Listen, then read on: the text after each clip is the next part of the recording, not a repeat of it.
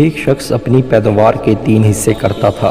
ایک حصہ اپنے کھانے اور اپنے بال بچوں کے کھانے کے لیے، اور ایک حصہ اللہ کے راستے میں خرچ کرنے کے لیے نکالتا تھا، اور ایک حصہ باغ کی دیکھ بھال کے لیے۔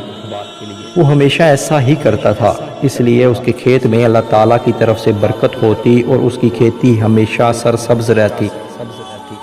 اگر اس کے پاس پانی نہ رہتا تو دوسری جگہ پانی برس کر اور بہہ کر اس کے کھیت میں آ جاتا۔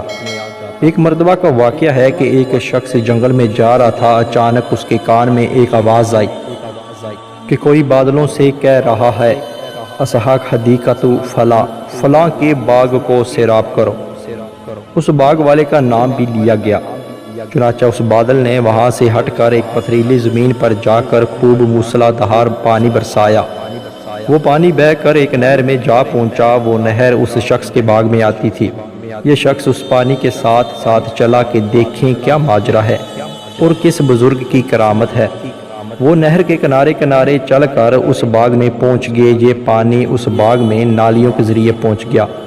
اس باغ میں ایک بزرگ پانی کو ادھر ادھر کر رہے تھے۔ اس راہگری مسافر نے ان سے دریافت کیا کہ حضرت آپ کا نام کیا ہے؟ اس بزرگ نے وہی نام بتایا جو اس نے بادلوں میں سنا تھا۔